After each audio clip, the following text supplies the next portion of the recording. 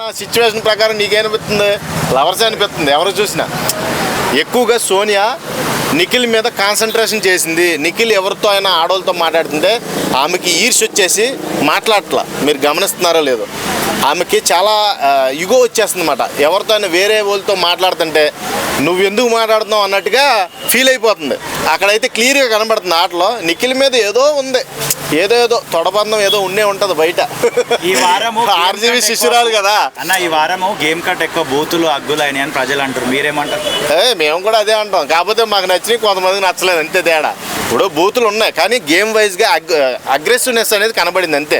ఇప్పుడు ఎవరి కాళ్ళకే అక్కడ బూతులు తిట్టకుండా ఎవడో ఆడలేడు. ఆ గేమ్ అలాంటిది. ఏంది పృథ్వీ కూడా అయితే ఎగరేసి బాల్ని పట్టుకున్నాడా లేకపోతే ఇంకేమన్నా పట్టుకున్నాడా అక్కడ చూడాలి కదా. మరి ప్రతిదీ కౌంటే అక్కడ. ఇక్కడ ఏమవుతుందంటే అక్కడ నీకు బాల్ ఎక్కడ దాతున్నారు, ఇక్కడ దాతున్నారు. ఈ బాల్ డిఫెన్స్ చేయాలి. ఇక్కడ పొదిగితే మరి ఆబ్వియస్లీ ఇప్పుడు వీడు ఉన్నాడు పృథ్వీగాడు, చాలా యంగర్ పర్సన్.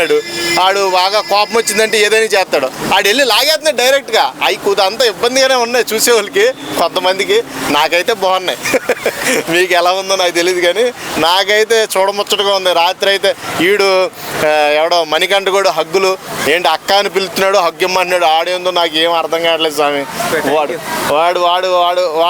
వాడి వెర్షన్ మట్టికి చాలా బాగుంది. మణికంఠ కూడా వెర్షన్ అయితే వాడు నిన్న కూడా చూసావా ఆడదానిలో ఏడుతున్నాడు. ఆడదానిలో ఏడిచేది వాడి దగ్గరికి పిల్లమే వస్తుందిరా నాయన, నువ్వు గేమ్ ఆడి గెలుచుకోరా, నాకు మాట్లాడితే నా పిల్లలు రావాలంటే నీ గేమ్ గెలవాలి అంటే ఫిక్స్ అయిపోయాడు. పల్లవ ప్రశాంత్ కూడా లాగా టైటిల్ నాదే, ఏమైనా సరే నేనే పట్టుకుపోతానని ఫిక్స్ అయిపోయాడు.